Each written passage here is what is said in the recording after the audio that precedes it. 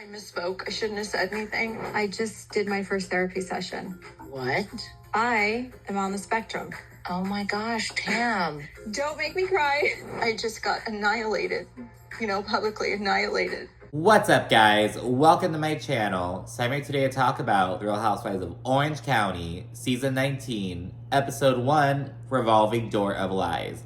So this episode largely consisted of Gina and Emily just showing their ass again and again and again. And of course, the fans are not liking it. They have already not liked them for as long as they've been on the show. The fans have never liked Gina or Emily. Now, personally, I feel like I can tolerate Gina a little bit more than Emily. I find that Gina moves the story along a little bit better than Emily does, in my humble opinion, but by and large, the fans have basically rejected them. And the opposite has been true for Jen and Katie. They swiftly, warmed up to them. They love Jen's personality. With Katie, I feel like a lot of it is just, her going up against Heather Dubrow, her kind of being on an island right now, so it's kind of that sympathy aspect. But regardless, everyone has kind of gravitated more towards Jen and Katie and just vibed with them right off the bat. And so they're not really doing themselves any favors. Gina and Emily are just, I feel like they're just being over dramatic. They're I understand why Emily is upset, and I feel like she has a right to be upset. But Gina being oh, Katie's trying to ruin your life and attack your kids. And it's what? So I feel like it's just disproportionate. Emily is acknowledging that she's been playing fucking dirty. What she did at the reunion with her bringing up how Katie didn't have custody of her kids those years because she was basically homeless. She was in a shelter. She, couldn't provide for her kids. She gave up custody of them to her ex-husband and then got them back. You know what I mean? So it's I have to handle my shit first. And Emily, to weaponize that, and then being here fucking crying about, oh, you helped my ex-nanny get in touch with a podcaster. Fuck you, you're attacking my family. And what did you do, Emily? She's just so pathetic. And she's taking out her anger that she has from her situations going on, with her family and whatnot. She's taking out that pent-up frustration, that, fear, that anxiety. She's taking it out on Katie. And I bet you she's gonna say that at the reunion. It's gonna turn into, oh, I just had a lot going on. I was taking it out on you, blah, blah, blah. Whereas right now it's, fuck Katie. She has no boundaries. She's attacking me. She's making me look like a bad mother. Which, by the way, the whole thing about, oh, Katie and my ex-nanny, they're saying that I was bashing Heather around my kids or whatever. Oh, it makes me sound like a bad mom. I don't think that. Yes, well, it's inappropriate to, that'd be considered, adult conversation. Oh, we're talking about, my work stuff, my coworkers. But, honestly, sometimes, it just kind of happens. You think you're so involved in a conversation that you're having in the kitchen that you're oh, your kids are in the dining room eavesdropping a little bit. Or if oh, go to the living room, watch TV. I'm going to talk to your dad right here in the den. Maybe they're gonna still hear him a little bit. They hear stuff. Or you're in a car talking to your partner, and then oh my goodness. I didn't hear that. Someone's car is fucking squealing. Oh my goodness. Ooh! Ah, the ghetto! The ghetto. The ghetto.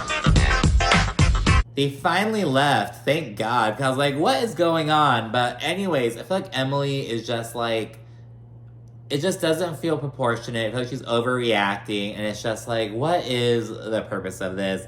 And Gina's over there putting a battery in her back, it's, oh my goodness. But anywho, the episode opens with Shannon saying that she feels as though she's a completely different person from last year. And it's well, thank goodness, because, yeah, the past 2 seasons have been, she's been really going through it.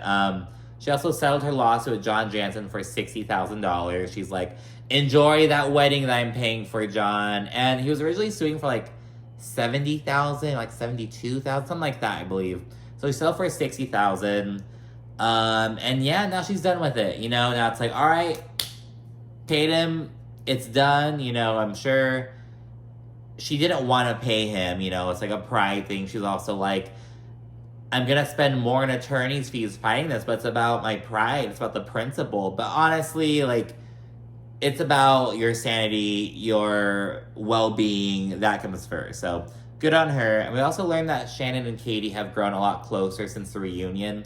And Katie says that she really appreciated that Shannon was, like, really sticking up for her. She was like, okay, like, there's a lot of investigations going on. She was calling out the other people for their bullshit against Katie. So Katie really appreciated that, and they're kind of gravitating towards each other. So it's really Shannon, Katie, and Jen are kind of like their own, I want to say an alliance. They're kind of like, it's them, then like the others, It's like, it's really just Shannon, Katie, Jen. I wonder if Gretchen is going to align with them as well on some like, the enemy of my enemy is my friend type shit. We'll see when she comes in the next episode. So, but yeah, that's a little trio for now. And yeah, while chatting, we learned that the babysitting drama from last season has a new layer to it. Because remember, Katie's daughter was babysitting Emily's twins. And according to Katie's daughter, Emily's twins are like talking smack about Heather. They're like, oh yeah, our mom doesn't like Heather. Like, they're talking about Heather essentially. And Emily didn't like this. She was blah, blah, blah. You make us sound like a bad mother. It was this whole thing. And apparently, they made a truce during the season to, like, keep the kids out of it. But then at the reunion, Emily violated that truce by bringing up Katie not having custody of her kids for a little while. She would stay up like, oh, you don't lose physical and legal custody unless you're unfit or you, like, sign papers saying you don't want anything to do with your kids. And then Katie had to explain, I was living in a shelter. I couldn't care for my kids. I had no help. I was clawing my way out of, like, it was just this whole thing. So Emily violated that. So Katie's pissed off, rightfully so. And after the reunion airs, she gets a DM from Emily's former nanny. And I'd say, like, her alleged former nanny, but Emily kind of confirmed, yeah, it's my former nanny. So this person who worked with Emily, who, like, has a direct connection, reached out to Katie and backed her up. She's like, hey, your daughter is telling the truth, blah, blah, blah. And Katie's like, well, there's nothing you can do with this now, but hey, there's this, one of like, the big podcasts, like, hey, go on this podcast and, talk about it. And that's what the bitch did. So essentially, the ex-nanny backed up Katie's daughter's story. And Emily's pissed off about that. And she feels like Katie should have just ignored the person or whatever. And it's like, well, you and Heather Dubrow and all these other people are calling Katie's daughter a liar. This person is backing her daughter up. She's supposed to let her daughter, like... And granted, I think her daughter getting involved like that is a bit much. I mean, it kind of just... She was babysitting, the kid said something... I don't know. And again, I feel like Emily construing it as like, oh, you're making me sound like a bad mom. No, she isn't. Like, if anything, just like watch what you say. Like, I mean, I don't know. It's not that big of a deal, basically. But anyways, Katie's like, I only pointed her in the direction. I wasn't involved or anything like that. I just told her, hey, that's the person. I directed her, basically. And Katie's thing is like, hey, I was pissed off. Emily started it, and I haven't got an apology for that, so fuck Emily. And honestly, yeah, like, I am not on Emily's side with this matter. Like, and therefore, I'm also not on Gina's side. So there's that. But anyways, we didn't see Gina and Travis. We learned they moved back in together, and they got a new place and everything. And Gina also admits that, hey, the reason why they didn't separate, but why they, like, stopped cohabitating, I guess, was because she was moving out of fear, essentially. And it was because it wasn't about the finances or the space. It was about her being afraid. And she says she realized this in Bali, and honestly, her whole rationale never really made sense. Last season, at first, it was like, oh, I'm starting to make money now, and I'm trying to, like, treat my kids, but we have, like, 6 of us between us, and, like, I can't really be as present for my kids as I want to be. Then it turned into, oh, we don't have enough space. Oh, it's because Travis's ex is crazy. And now it's like, you know what? I have just been afraid. So she realized that, and now she's kind of like open to this new chapter. So, good for them, I guess. Not I guess. Good for them. I'm like, that's genuinely good for them. They're working it out, moving forward as a family, all that stuff. It's probably so confusing for the kids, though. But, I mean, shit especially because they, like, weren't broken up. Like, it would have made more sense that, like, hey, we're broken up. Like, we're taking a break. But, like, no, we're still together. We're just living apart. So that's kind of weird, but hey, that chapter's over. Emily then visits, and Gina confirms that Katie gave her ex-nanny the podcaster info in order to ruin Emily's life and attack her kids. This whole fucking thing, it's like, really, Gina? Like, that's not dramatic at all. And Gina is so upset with Katie over this because she's like, I brought Katie into this group, and I feel like she is just like, she's not being your minion, she's like being her own person. Like, I don't know, Gina's just super upset, even though it has nothing to do with her. Like, say you're upset because Emily is your best friend. Say you're upset because she's like your ride or die. But like, oh, I'm upset because I brought Katie to this group and now she's going renegade. Like, okay, like, whatever.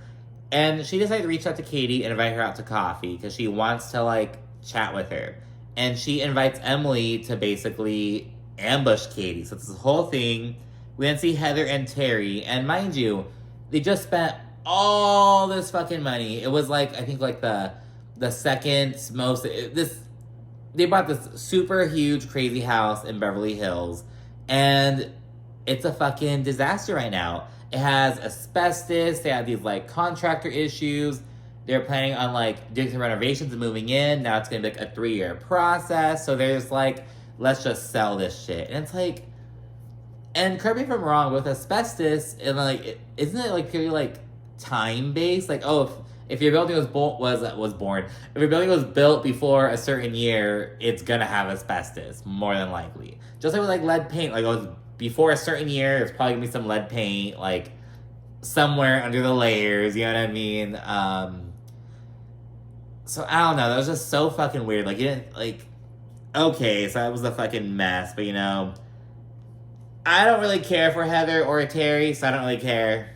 But, but, my goodness, like, really? Like, it's just a fucking mess. And now, their whole plan was like, okay, we can go to LA, like, have this whole, like, family homes. They're downsizing. They wouldn't even be able to move in until their youngest child is in their senior year of high school.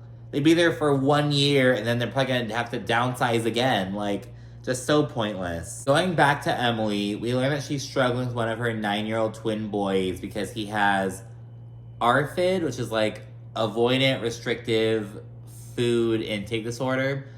It's basically, for lack of like a better explanation, it's like being an extremely like picky eater where he's like, I don't want to eat that. I want to eat, like, he's just not eating. Like, he's just like not, he's avoiding food and things like that. And so Emily's having a really hard time with it because, like, just for dinner, he'll just have, like, a bowl of plain rice. And that's, like, it.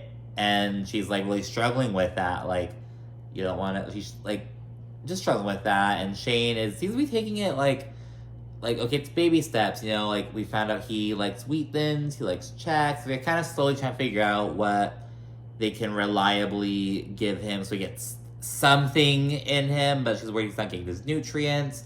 And yeah, they're like little like those little children's protein shakes, but like, what if he doesn't like those? What if it's too thick, or like it's too chocolatey? Because that all like comes into play. He's really sensitive to like smells and whatnot. So she's really having a hard time navigating that. And again, that is probably why she's going so hard on Katie, because she's like dealing with all this other stuff right now. Then we see Tamara. She's her psychotherapist. It's the same one who allegedly told Tamara that she was on the autism spectrum.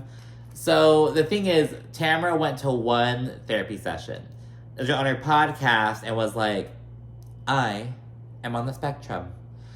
And she got obliterated. People felt like she was kind of trying to excuse her shitty behavior for being like, oh, I'm on the spectrum. I went to one therapy session, I figured this out. It excuses everything I've ever done. And people were like, that's not how that works. The psychotherapist was like, yeah, like, we won't know for sure unless we do like an assessment. So Tamara says that she misspoke, so good on her for saying that. But yeah, that was such a time. Oh my god, that old clip. I'm on the spectrum. And everyone just blasting her, like, because it was literally after one therapy session. Like, oh, I went to this one, like, it was just such a thing. And during this therapy session, she's like really playing the victim, really. And God, I feel bad to say that, but Tamara has just been such a shitty person. Like, Remember, we talked about people with trauma don't respond in ways that people are going to expect them to respond because they're responding from their trauma. just seeing her sit here now talking about her like childhood traumas or abandonment stuff and how it's just like, okay, Tamara, like, I don't know, it feels bad to say that, but she's saying she's tired of being called a horrible human being.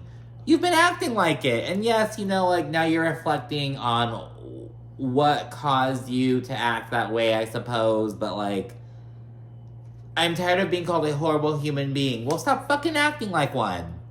Like, like, Jesus. We then get a quick scene of Jen and Ryan discussing their wedding. He's like half trying to convince her to like go with a bikini and do like a beach wedding, and they got engaged like on a beach while she's in a bikini. So he's like, let's get married in that. So they're doing that and whatnot. Jen says that she does not want Tamara at her wedding whatsoever. And she also adds that like she and her ex were not like in the best place. And the things that Tamara was saying about Jen and her partner Ryan could have resulted in him being like, hey, my kids aren't in a safe situation. Like, it could have resulted in like some custody shit for them, like issues, and she's cannot forgive that. So Jen is like, check the fuck out. She's not here for Tamara. Tamara's like dead to her basically from how she's talking about her. So there's that matter. And then we see Heather, Tamara, and Emily, the enemies, the unfavorables of the cast. They all meet for dinner, and I wonder why Gina wasn't there. Like, it's like Emily has found her way into like the cool girl group, but Gina has kind of like struggled to do so. But yeah, the three of them meet for dinner. Tamara says that she met with Katie, and they discuss their own blogger-related drama. Some more blogger drama. Essentially, someone was online accusing Tamara of like running these troll pages, as she said. And Tamara was like, oh, that's not true. My lawyer will be in touch, blah, blah, blah. And Katie was accused of, like, reaching out to that blogger and, like, consoling them or some shit. And Tamara's like, oh, that was so shitty of you. But Katie denies that. So, again, it's more blogger drama. And I really hope that they get over that real quickly. Because, like, for an episode or two, okay, we can entertain it. This better not be a fucking 4 or 5 episode, God forbid, like a whole season long thing. Like, my goodness. Like, I really hope that we don't spend the whole season talking about blogs and whatnot. Let's like have it be a quick little introductory, little opening season storyline, nip it in the bud, let's go. By episode 3, I hope we're done with this, but we'll see. We'll see if there's more developments. We'll see what happens on that front. But, there's that shit. And yeah, Heather's saying, oh, why is Katie trying to hurt everyone? Why is she trying to hurt everyone? Okay, Heather. And Tamara's acting all wise and shit because of her therapy. She's just there like, oh, like, I don't remember what she said. Like, it was some like, oh, hurt people type shit. She was sitting there acting all like reflective and shit. And yeah, there's their overall consensus is that Katie's stories just don't add up. That's basically the root of their issue. They feel like her stories just simply do not add up. And Gina shares a sentiment as well, of course. So that's the overall opinion of Katie on the cast, essentially. And now I see Gina and Emily. They ambush her over coffee. While on the way there, Emily is super upset. She's just been talking about how one of her kids has ARFID. And it turns out that ARFID is like oftentimes an indicator of like autism, and she feels like she just failed him because she's like, how long has he like struggled with these things? And I had no idea. Like, she was kind of having a hard time with, like, you know, was I not watching closely enough? How did I not pick up on these things? And Gina's able to empathize a lot because her daughter has, like, these, like, sensory issues. She hasn't mentioned that she has autism, but she says that her daughter has, like, these sensory issues. And Gina found out because of her daughter's teacher. Her teacher was like, hey, you know, I think that we try getting her into, like, therapy, help with her motor skills, things like that. And Gina had a similar, like, oh my gosh, like, how did I not know? Like, how did I, like, not notice? Things like that. So they kind of bond over that. And again, the overall sentiment is, like, I am tapped out. I have a lot going on. And now I have to deal with this bitch. I have to deal with this shit. And it's like, but you're making it larger than, like, what it has to be. You know what I mean? Like, okay, like, she's saying, oh, I had to, like, file a lawsuit. I had to do this and that, hire an attorney, got from my ex-nanny. Did you? And it's that you're upset and everything, but it's like, did you need to, like, I don't know. I think Emily's under a lot of stress right now, but I feel like she's just adding more stress onto herself and blaming it on Katie. But anyways, Gina opens up the conversation by saying that she lost trust in Katie. And she also says that Jen expressed similar, like, doubts about her stories and whatnot, and that she called her a con artist. So Gina says that Jen, one of Katie's closest people on this cast, called her a con artist. And Katie does not believe Gina for a second. Jen later says, like, you know, I do not remember ever using that word. Like, that's not really, like, I don't think I said that. But she also acknowledges that, yeah, there's some things that don't add up, but it's not a huge deal. It's like little things. Who cares? So that's what goes on. Gina does not trust Katie. And when they segue to the blog stuff, Katie says, yeah, I should not have responded. I should have ignored the ex-nanny, but I was pissed off. And Emily's like, that's not an excuse, Katie, blah, blah, blah. Like, you don't think I've been pissed off before, but I don't bring people's kids into it because I have boundaries and you don't. Like, acting all holier than thou and shit.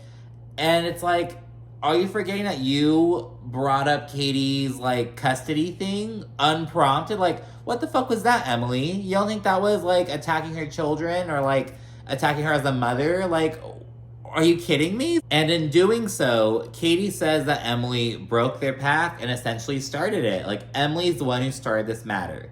And in response, Emily's like, what I said, I did it to your face.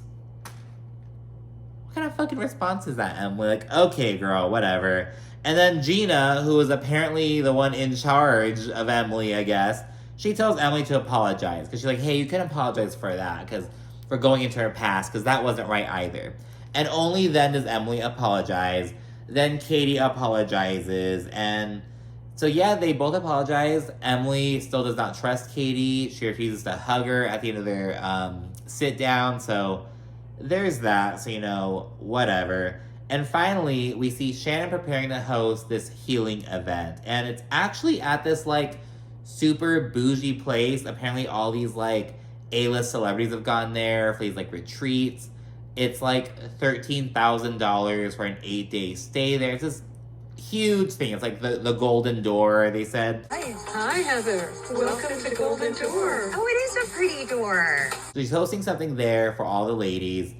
And she's opting to invite Tamara in spite of her reservations. And she's like, hey, we hugged at the reunion. That's Tamara's MO. Wreak havoc all season, then apologize at the reunion. Like, so...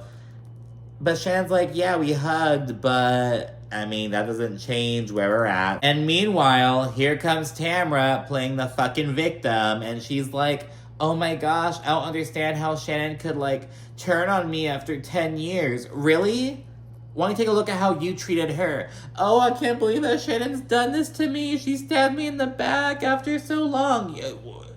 You don't take any accountability for what you did to get there? Like, Tamara's the type of person who's like, she's gonna be more dangerous after her therapy because now she's gonna know the fucking words, the fucking like shit to say. She's gonna be a fucking monster. But oh my gosh. But anyways, it's now time for this whole Zen retreat thing. once Tamara arrives, she's really upset. She's like visibly really emotional and whatnot because Teddy was just diagnosed with like multiple brain tumors. It was huge, crazy, quick thing. So Tamara's really shaken by that. And because of this, Shannon says that she's going to postpone their conversation. She's like, hey, now's not the time. I'm not going to approach her. Let's just enjoy the event. Before Katie and Jen arrive, Emily and Gina shit-talk Katie to the entire group. And Emily says that Katie is trying to hurt them behind closed doors. And then she produces a notes app list, which she created behind a closed door, and reads off all the different things that Katie has lied about. Like, dumb shit, too. Like, oh, she said she owned her house in San Diego. It's like, what? Like, I don't even fucking know. It's just this whole... It's just so weird. And again, it's a whole sentiment. Why is she trying to hurt us? She's trying to hurt everyone. Why is she trying to hurt us? Oh my god, she's trying to hurt us. Girl, are you fucking kidding me? It's like this whole thing. It's so ridiculous. Once everyone is there, the girls break off in these little groups. One group is Shannon, Katie, Emily, and Jen. So, you know, Emily is thrilled about this. And they could do this, like, drumming activity. And the other group does yoga. And Tamara, mind you, Tamara is, like, really upset. So everyone's trying to, like, you know, be in a good mood. And while doing yoga, they do, like, this, like, oh, pretend like you're holding a cup of tea. And Gina's like, oh, a little teapot.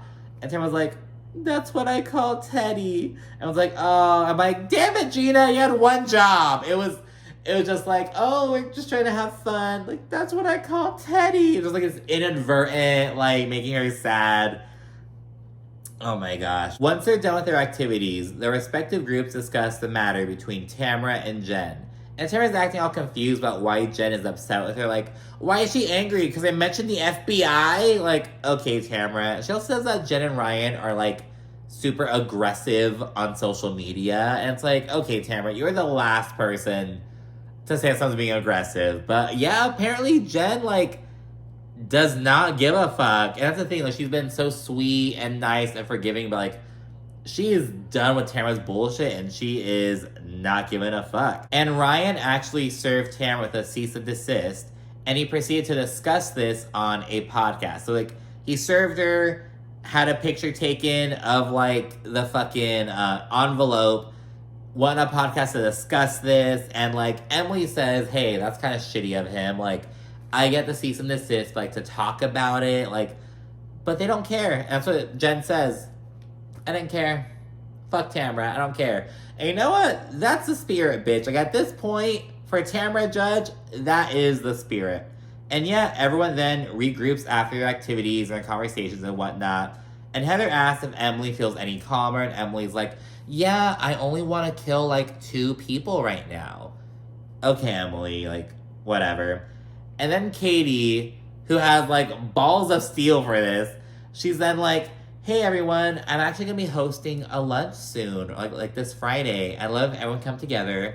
I feel like the group hasn't really got to know me. I haven't got to know you guys. I really want to get over that, like to just get to know each other on a deeper level. And it's very awkward. Jen is like enthusiastic, like, oh my gosh, yay, it sounds so fun. I'll be there. Like, she's like, you know, being like the homie, you know what I mean? Tamara's there like silently nodding. Like, again, I feel it almost felt like out of nowhere. Katie was like so brave for that, to be honest. And like clockwork, once again, Gina says, Katie, you're trying to move as if you're trying to hurt us. And here comes Heather. You gotta stop with the bloggers. The bitch accused of having paparazzi at Disneyland. Oh, you gotta stop the bloggers. The one who's accused of producing every fucking time, like, gotta stop the bloggers. Okay, Heather, whatever.